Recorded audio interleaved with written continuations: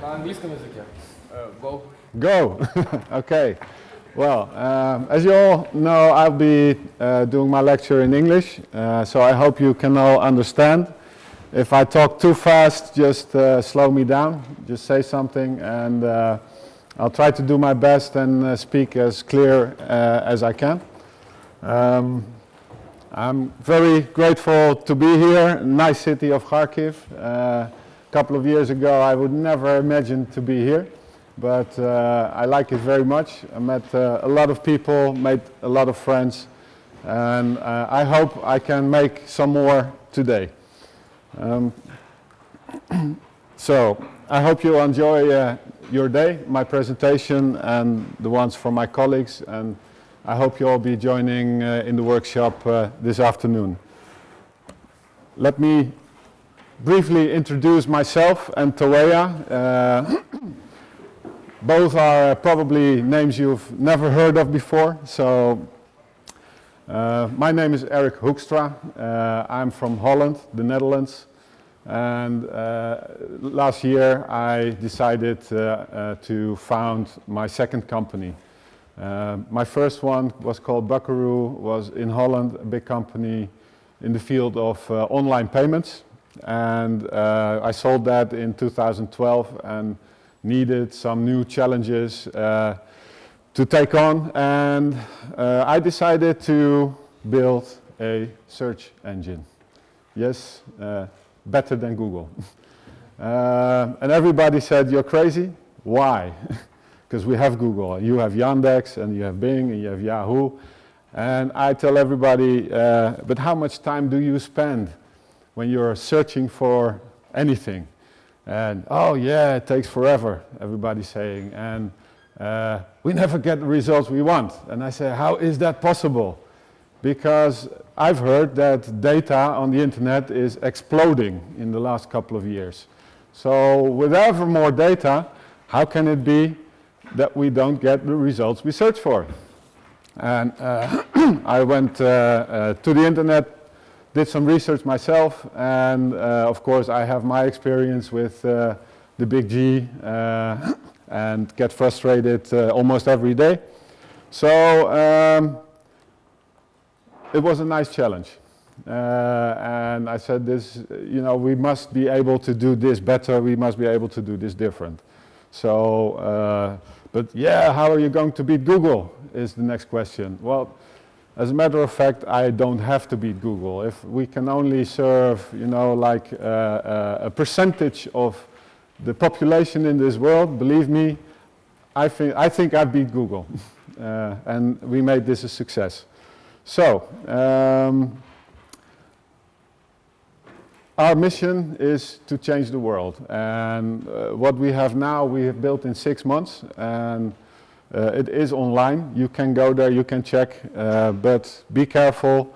We still have limited results. Our database is yet only a couple of million documents. And one of the challenges we'll be talking about today is how to master this huge amount of documents and information on the internet. Because Toweya, as opposite of many of our competitors, and new ones too, we have decided to do our own indexing of the information of the internet. So we send out and build our crawlers, our spiders, and collect the information about websites. And believe me, that's a challenge.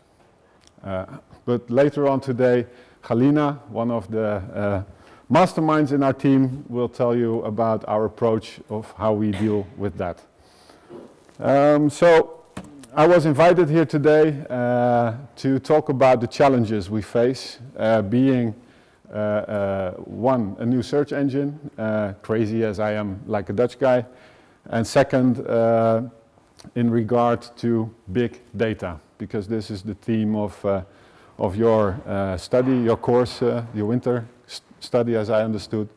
And believe me, if you go and look, unfortunately still in our competitor sites, but you will find the internet is big data. I doubt if there's any database as distributed as it is, that is larger than the internet itself.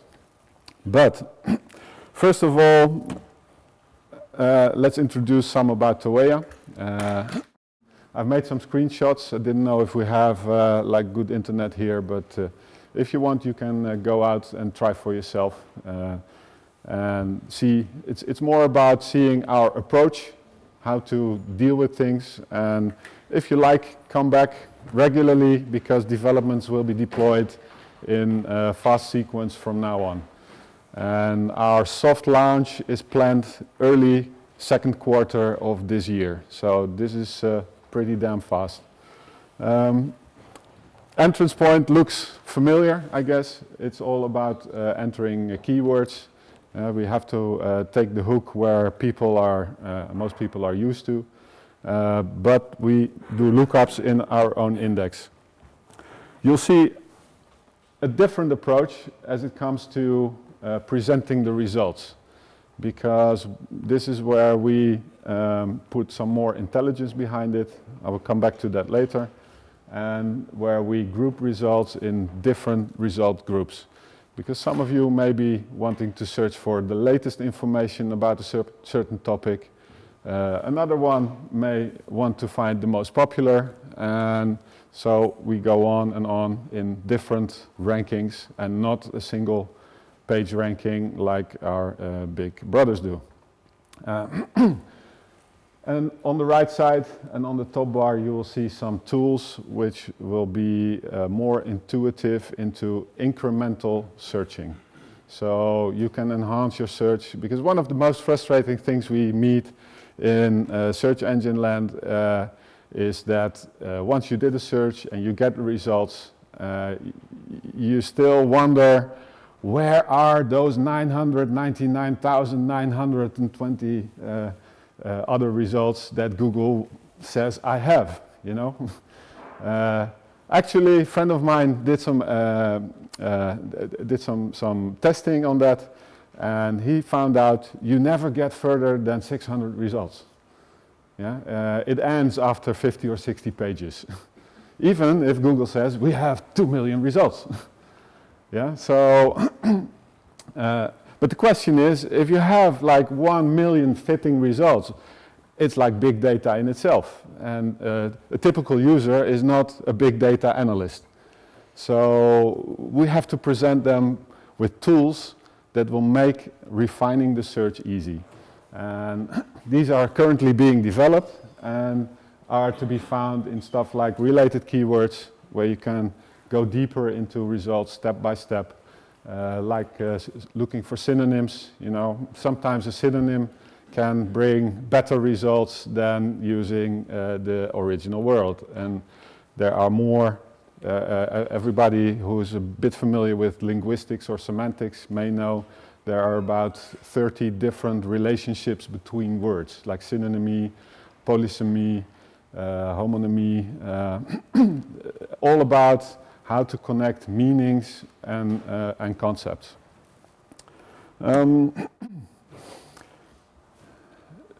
We have an intermediate view. This is pure for, or mostly to have a quick glance of the results.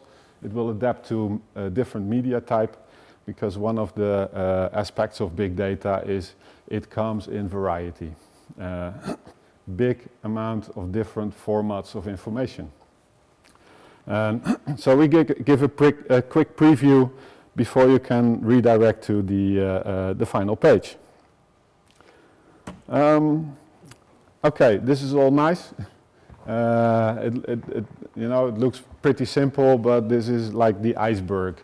You only see the tip of what's below the surface, above the surface. Below the surface will be the engine, and later our mastermind Yuri, many of them, or some of them may know him. He was connected to Karazin a long time. Will tell you a little bit more about the heart of this engine, which is below the surface. Don't know if any of you already have a lot of knowledge about big data, but the Gartner Group has defined a model back in the I think, early 2000s about the definition of big data. And it's being refined ever since. But there are 3 or 4, sometimes they use 8 dimensions to define a big data. And the aspects of it are, first of all, the volume. There's a model called 3V or 4V, sometimes see 6 or even found something like 16 Vs. Volume is the first one. It has to be big volume, and the internet is big. We'll get to that. Found some nice research, but the funny thing is, actually nobody knows how big. There's only guesstimates and estimates of how many data is on the internet and how many documents that represents. But the first requirement for qualifying for big data is it has to be huge. The second dimension is velocity. Velocity means you can have a big database, but you can also have a big influx or a big change in the amount of data, so the amount of streaming before storing or maybe just streaming has to be huge itself.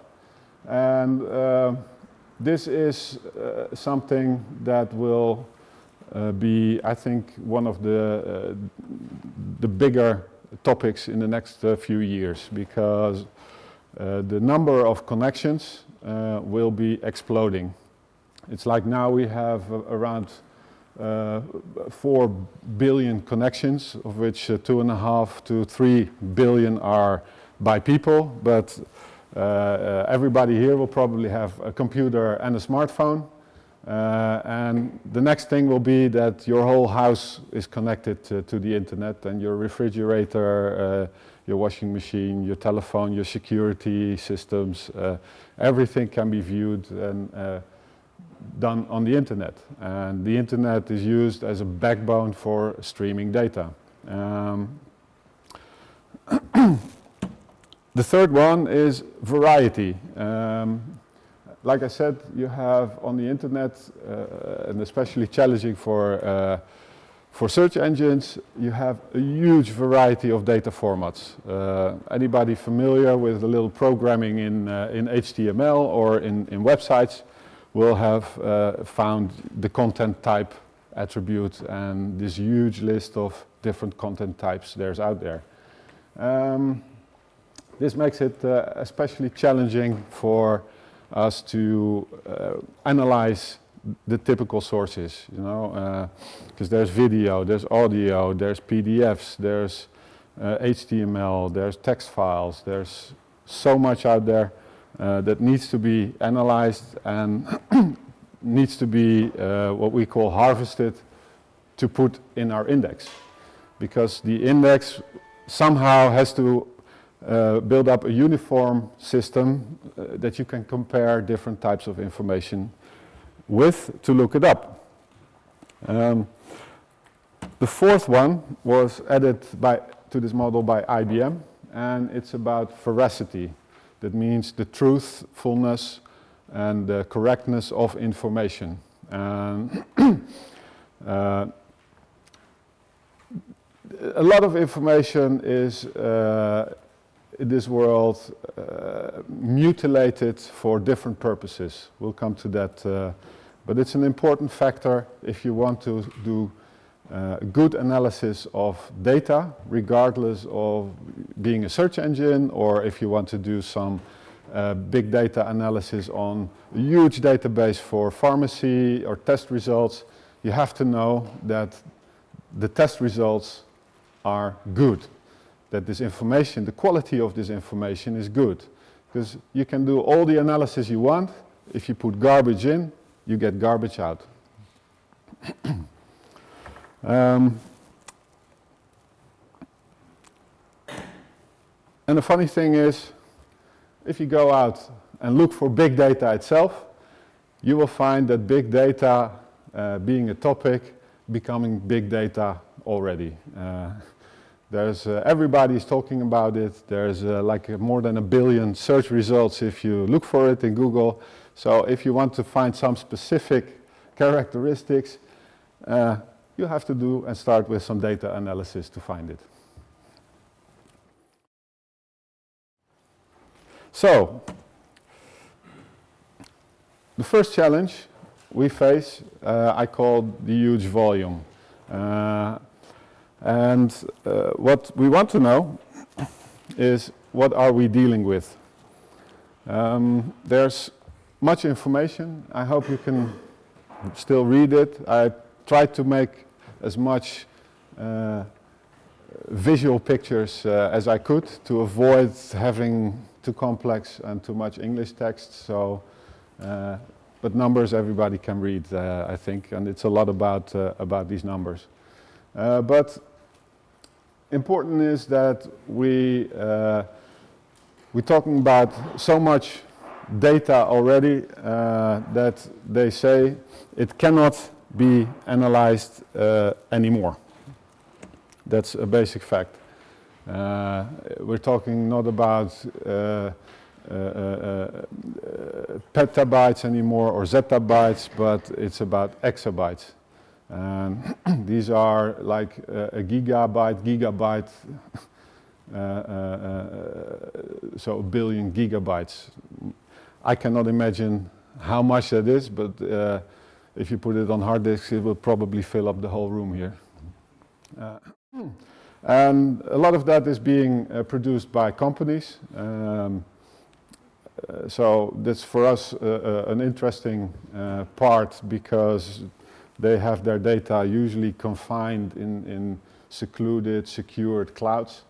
But a lot of them will need search engine technology to do analysis, to find results within their own domain itself. And these domains grow so big that it almost levels like a professional search engine technology to take care of that.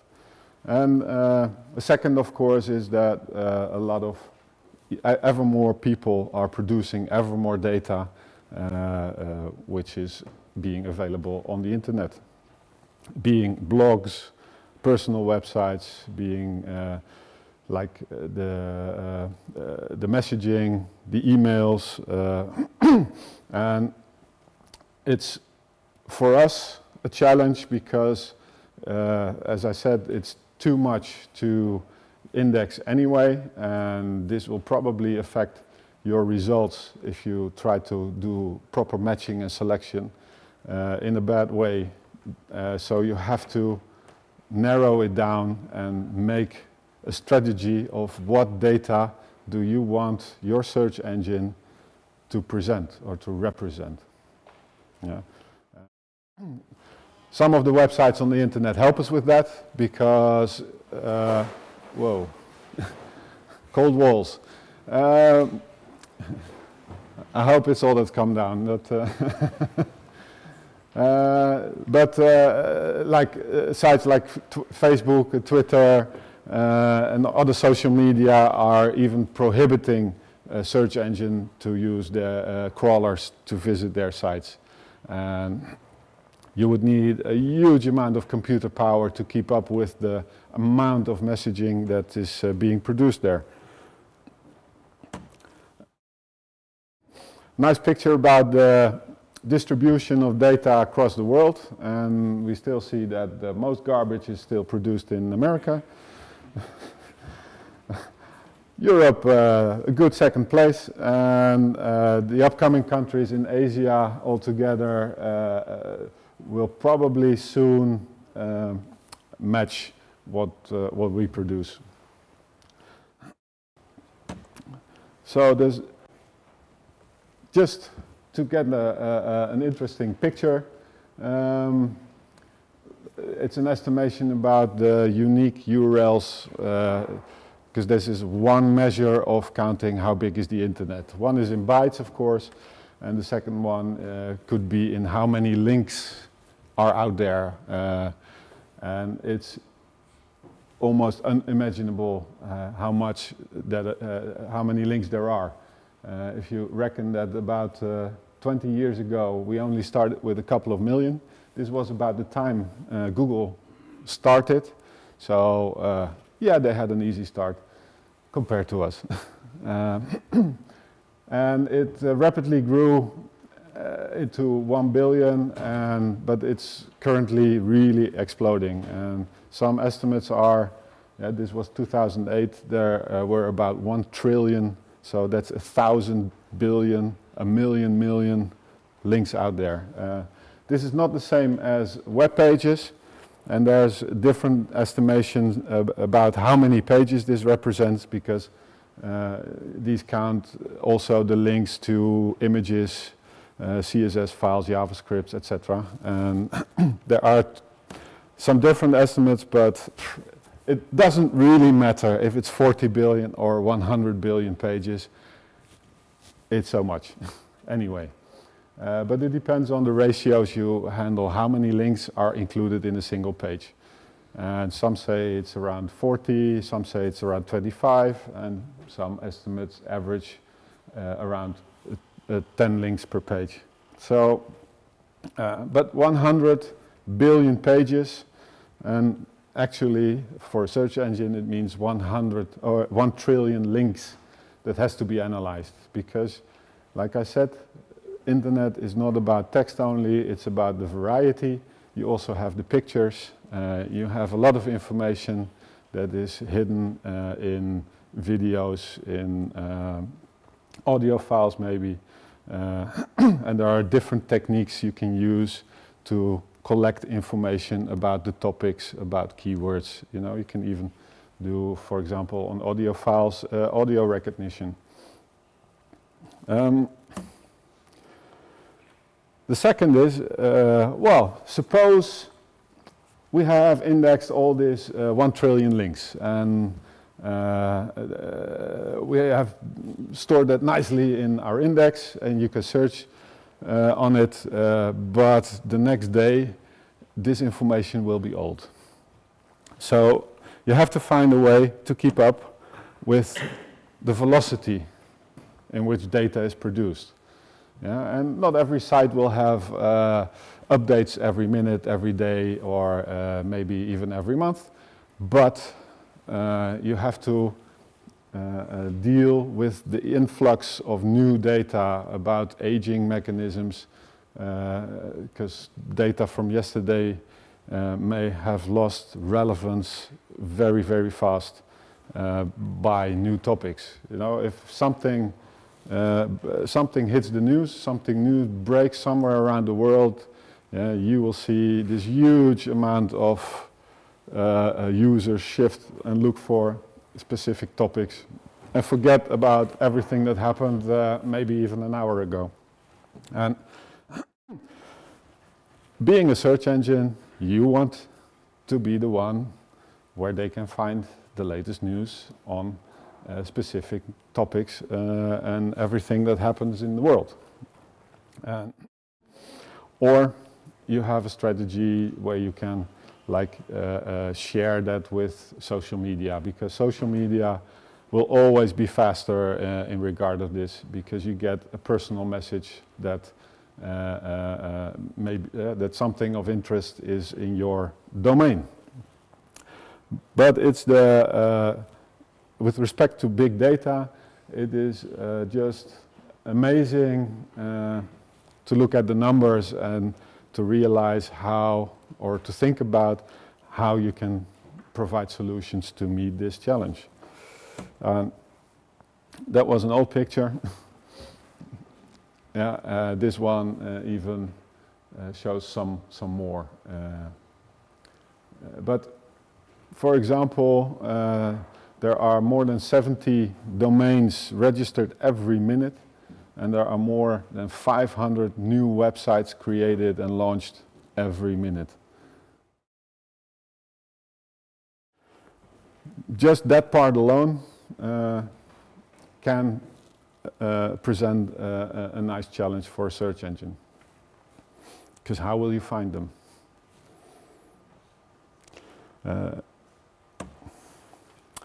And like I said before, it's the number of connections which will produce data that will be just staggering in the next few years.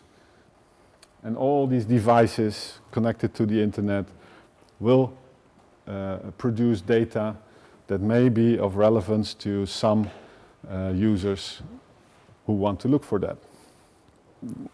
The second or the third challenge, like I said, is the different formats of information that's out there.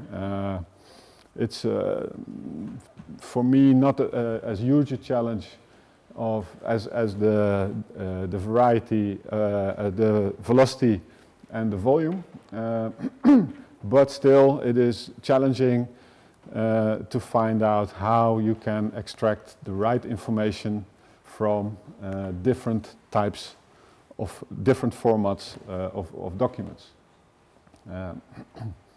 Because they're all stored in different files and have to have different techniques to extract useful information. And this is because nothing really standardized, or we have so many standards that you have to comply with and you have to adapt to. The fourth challenge is it's consisting of a few topics, but it's about the quality of information that you find on the internet. And we even in our team talk about the question, how can we de-Google the internet? Because right now we find that a lot of especially websites are kind of mutilated or are biased by search engine optimization. And this of course is due to the fact that Google is just a big money machine, and everybody knows that the results that are presented, first of all, very clear in the advertisement columns or on the top, yeah, as sponsored articles, they are paid for. The other rankings, they are determined on, first of all, the old algorithm that is based on links back to the sites. So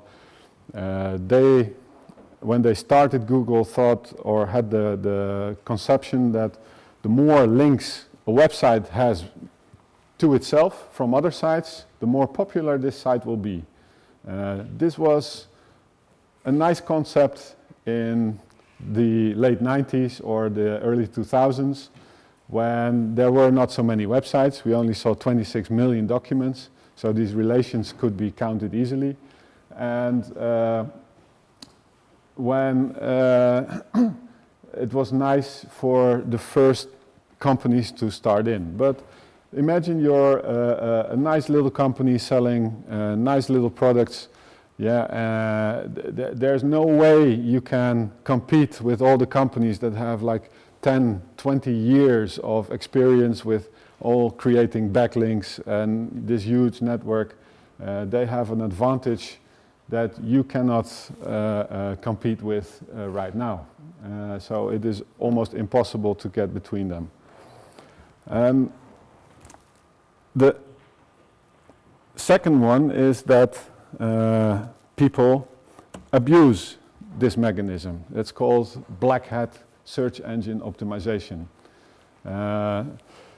This has it's a gray area with extremes. So you have the real black hatters will create websites just to get high rankings in search engines. And Google being the most popular, they aim for that.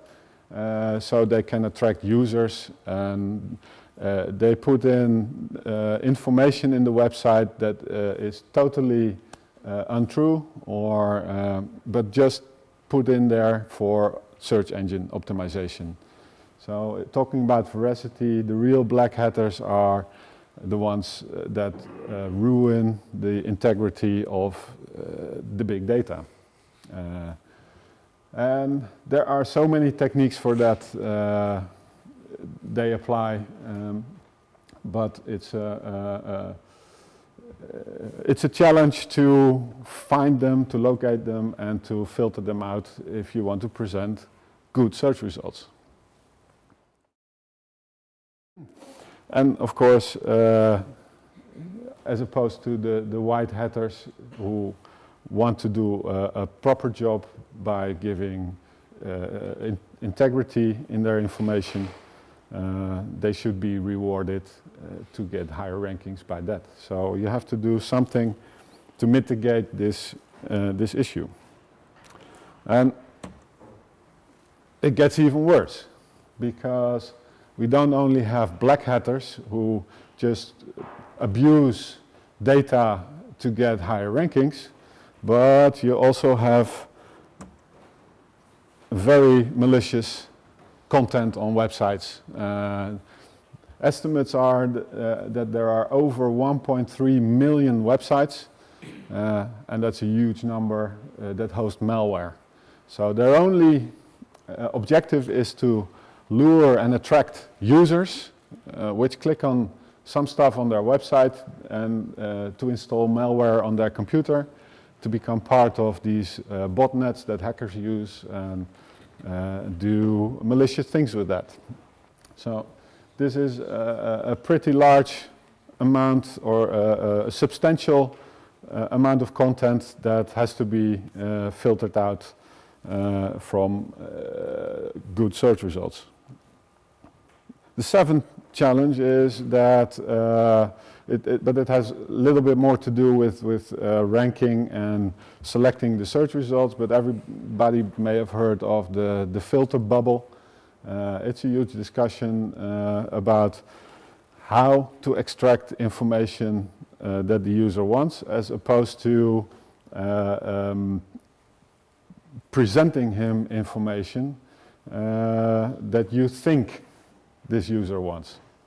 And Google is known to give different search results to different persons, so everybody here would get search results based on their user tracking history, the websites you visited before, and even using the same keywords.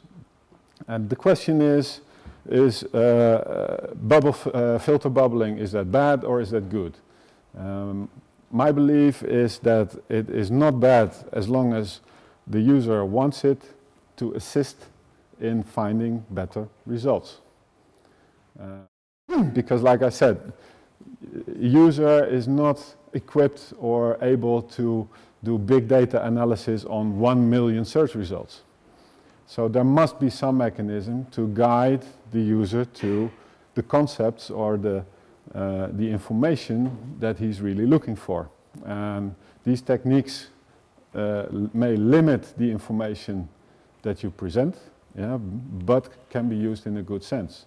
The bad thing about filter bubbling is when it is influenced by commercial objectives again.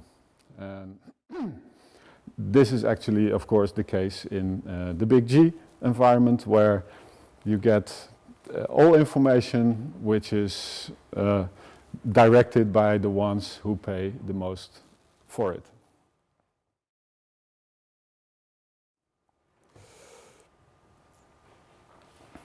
And of course, same happens in social media and other platforms where you can find large amounts of information. So you can ask yourself, or you can ask me the question, all nice, Erik, but why is this all important? And why is, you know, these challenges of big data, why should we think about them? Well, answer is pretty simple, but we all need information to make decisions. And to make good decisions, we need good information. As entrepreneur, I need information to run my business. I need to know, you know, what people want, what users want. I need my financial information to make decisions. But if you're down with the flu, you want information about which medication would work best. So you go and search for similar experiences. Students, yeah, you have to graduate. So you make decisions when writing your thesis, and you need good information for that. Yeah. So yes, it is very important that we have accurate and relevant information. Because we make decisions all our lives, all through the day.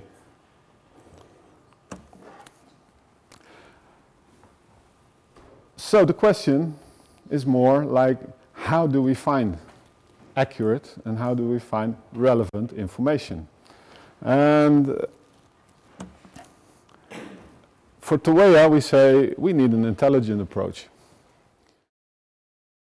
Like I said, being presented with a couple of, even 1,000 search results, or in worst cases, millions of search results, you would need tools to go deeper and find better information. And I bet everyone has had that experience with the big search engines, that you still think there must be more out there.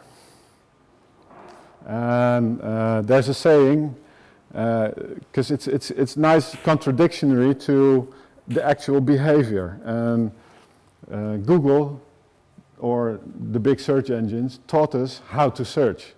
And there's a saying now that there's no better place to hide a dead body than on the second page of Google. Because no one ever gets there. And it's kind of true, because we are like maybe focused or fixed on the first page, on the first results, but we keep thinking there must be more out there. So why don't we go to the second page? I know, because after the second result, it looks like garbage. But still there's, yeah, we have 1 million search results fitting your request. So a more intelligent approach would, I think, help us to go deeper and narrower, but it has to be intuitive, it has to be made easy.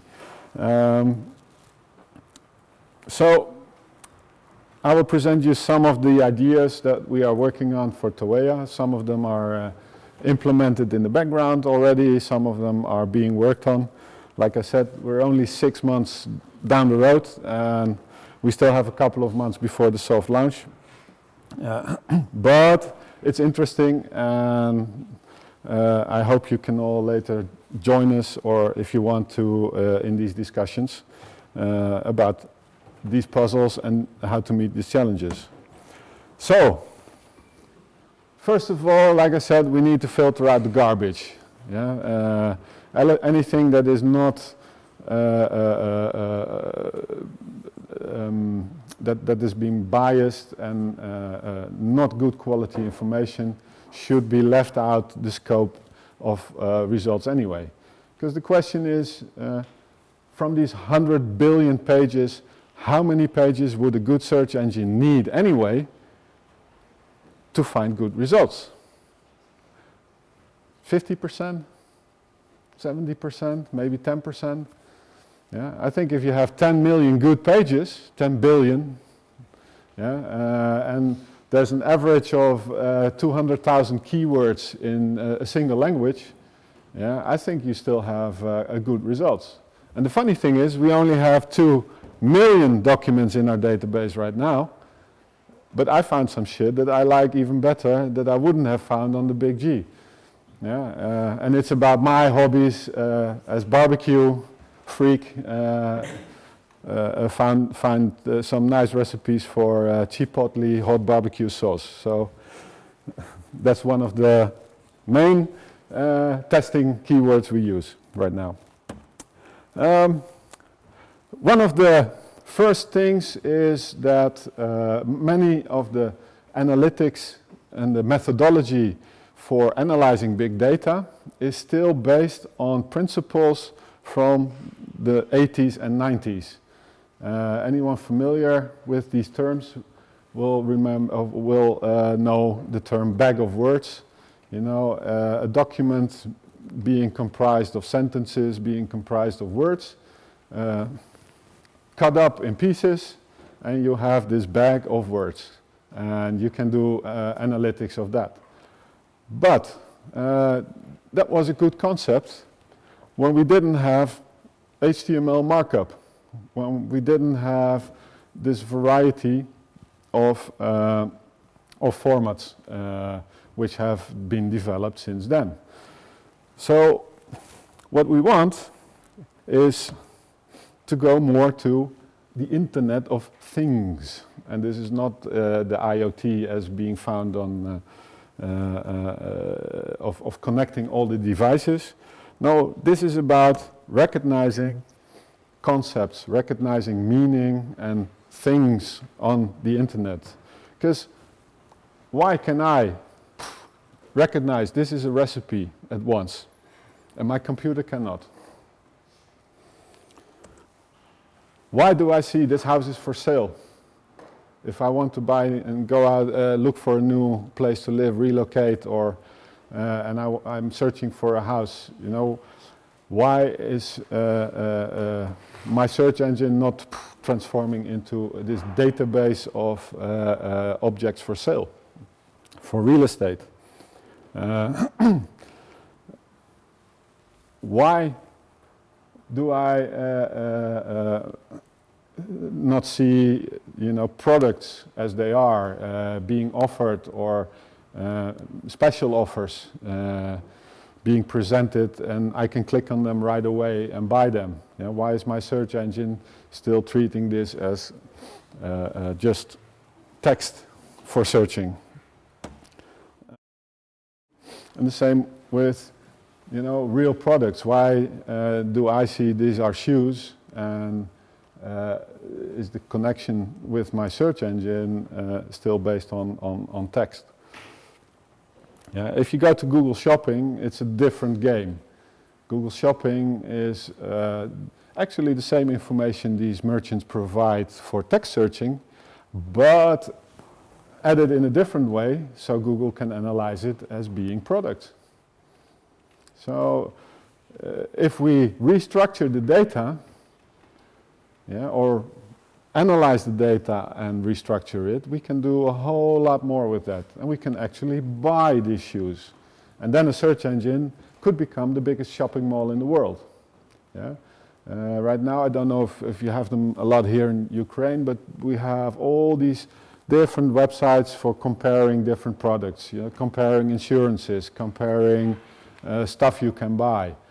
But they are all linked to databases, yeah, from these merchants, yeah, and they're not based on search engines. So these merchants have to maintain double connections. Yeah, first of all, they want to be found in search engines. Second of all, they have to connect to these platforms. And they can only do that by presenting their data in a different way. So I think a search engine needs to be intelligent enough to recognize, yeah, the different concepts and the different meanings. So we go from words to recognizing concepts. Yeah, it's an abstract term, but I hope you get the point.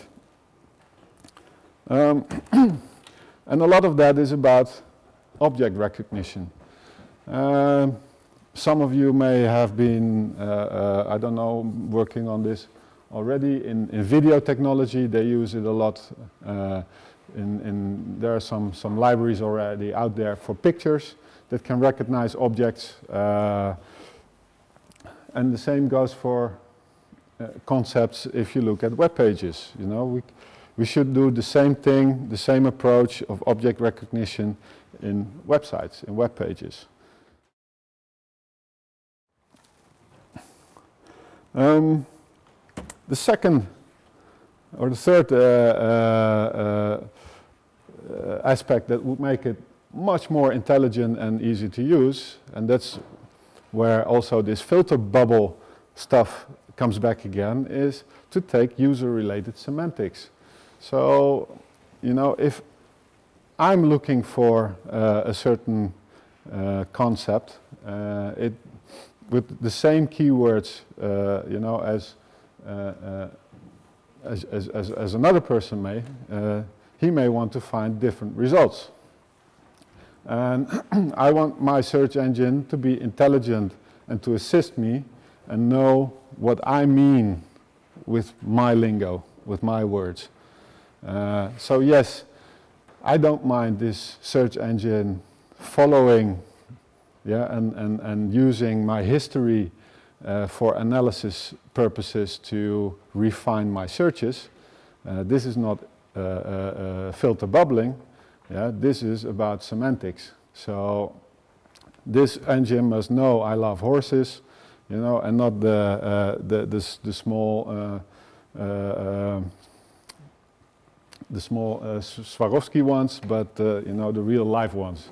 And when I'm talking about a horse, I want a quarter horse and not some old Belgian pulling horse. So this will, if you do that properly, this will reduce search results already by a huge number. If we just know what concept a user means with certain words. And another one is linguistic indexing. So make the search engines smart enough so it knows about stuff like synonyms or polysemy, different relationships between words. Yeah, so that if you're looking for some term, it can automatically say, but remember, we have this synonym and it contains a lot of information that may be of interest to you too. So it can, this index becomes more intelligent if you connect these words in their relationships. And it may also be, yeah, I'm looking for word one, and I don't mean, you know, the antonym of that. So it's like negation instead of positive search. So I want not sauce, yeah, or I want barbecue sauce, not recipe.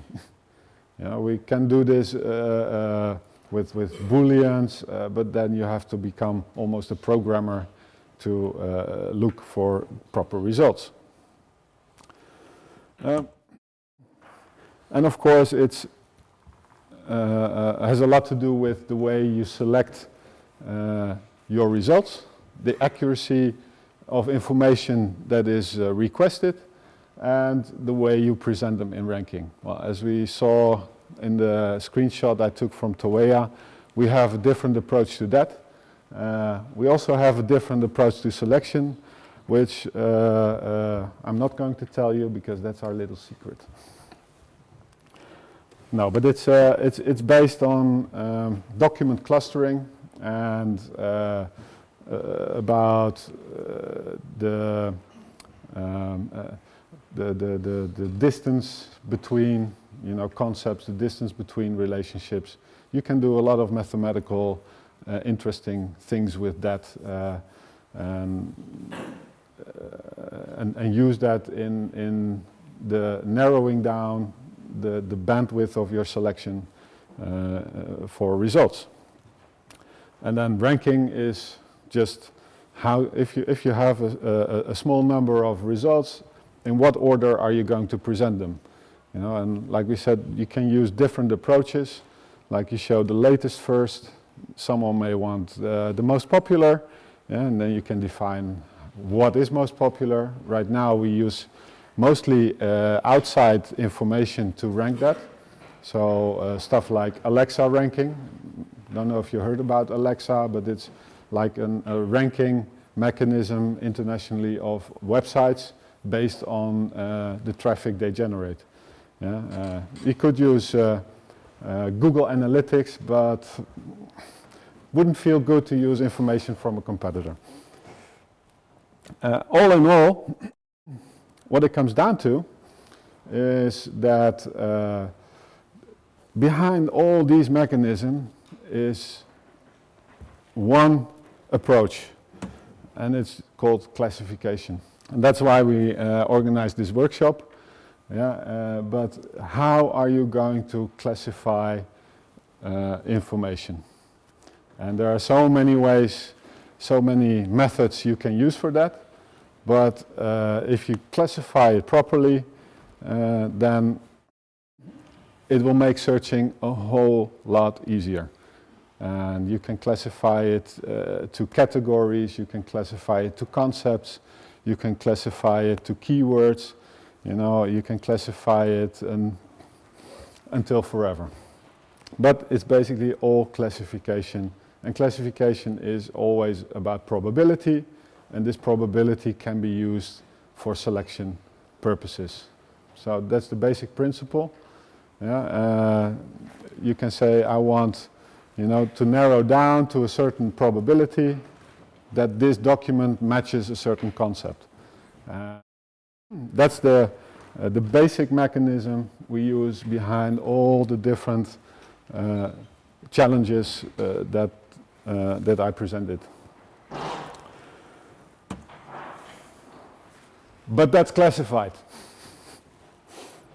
So don't tell anyone. So my last topic is coming back to the volume and the velocity, because this was one of the mind breakers we had to face. How do you index 1 trillion URLs?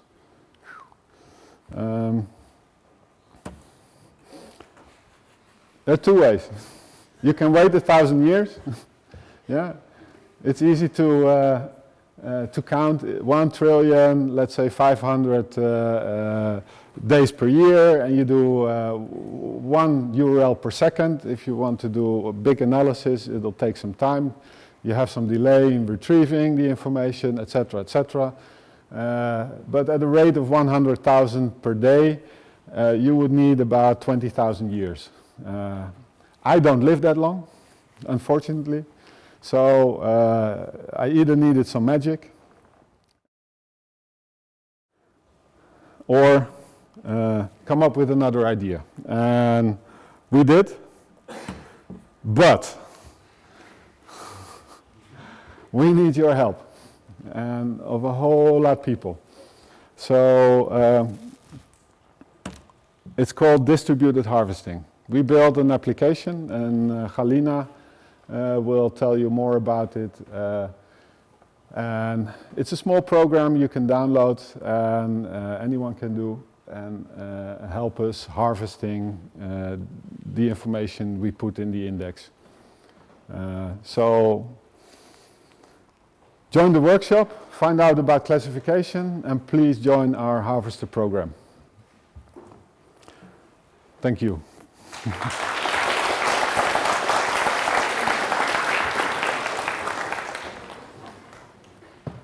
Yes, questions? Sorry, I'm not used to being a teacher, so, and I'm not...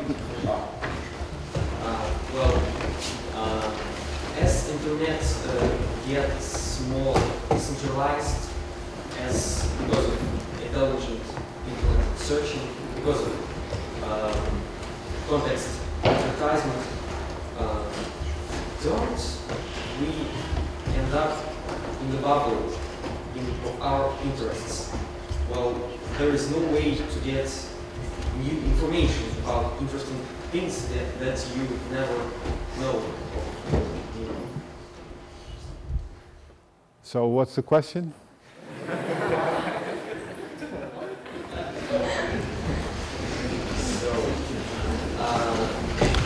How to get out of the bubble?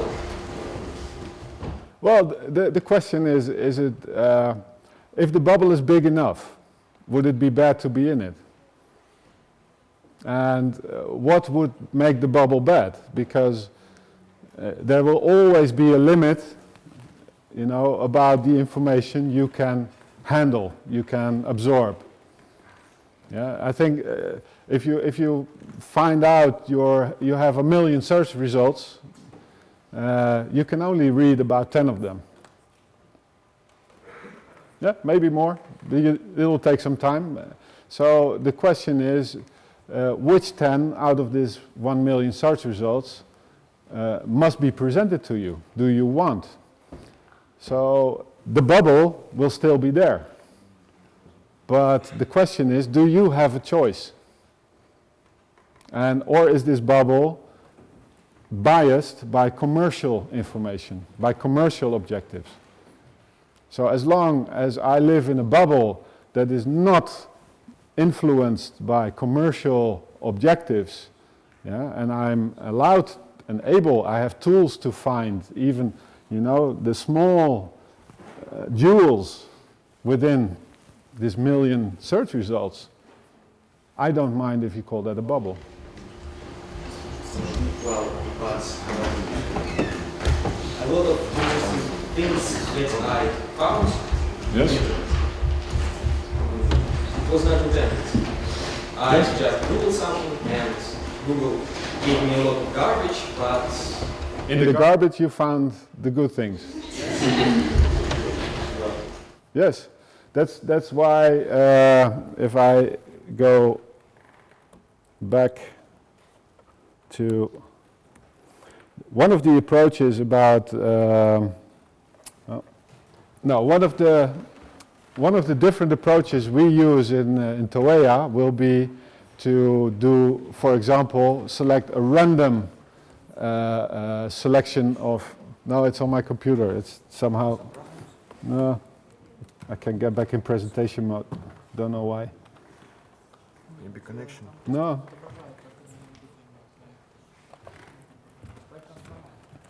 No, but it's so. Yes, we want to present those tools that you don't find these small, precious documents by accident, but on purpose. Yeah, we want you to find the things you are looking for, and not by coincidence, but because we know they are out there. That's the difference. I think most of people just just click the first link in Google. Personally, I do most of the time this, and only maybe some intelligent people, only some percent of people really do deep research and find second and third page in Google. What kind of users you aim your search engine? What are groups of people who will use and get something useful from your search engine? I think the target will be, let me think, to leave those intelligent users with Google and get the rest. So you didn't No, it's no. It's I know some people will stick to Google all their life because it's so nice to click on the first result, and even if it's not what I want, yeah, I use that one. That's okay. I think we will be aiming at the more critical user who wants to do deeper search, you know, to do incremental search, because it's like 1 or 2 billion people use Google every day. And we don't need all of them. It would be nice, but I think maybe even if we can get 10% of them, you know, I think we will be successful. So you don't concentrate, for example, on people from universities or from markets? No, but every intelligent people. I think in the end it you know, probably show that more intelligent people will use Toweya. But at the beginning. At the beginning, no, you cannot really target at the beginning. It will be this will separate out by just by some will like it, some will not.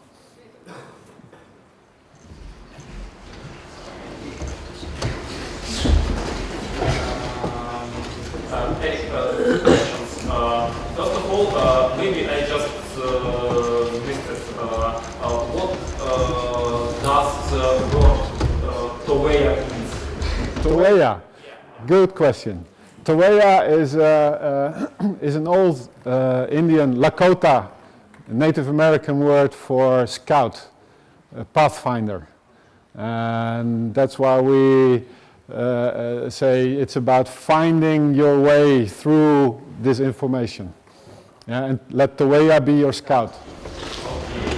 Second question, like... About the owl? What? About the owl? No? Okay. No.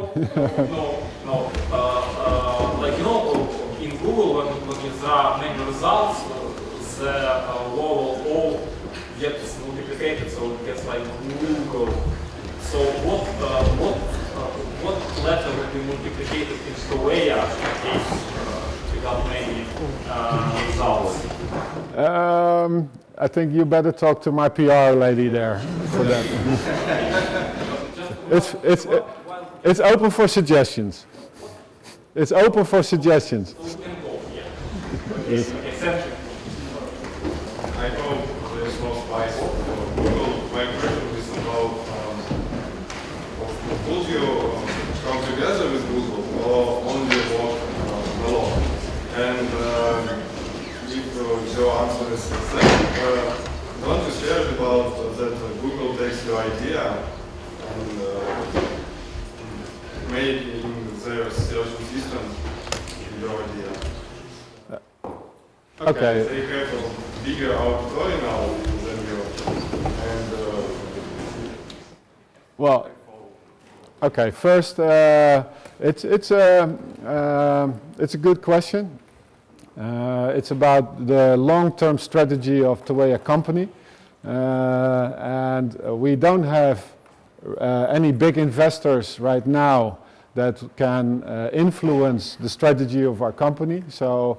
That's a good thing for me, and it's a question. Maybe we can open a discussion forum for that itself, because right now, like we see, the internet is exploding. There's so much information, and the question would be: do people have a right to an independent object index?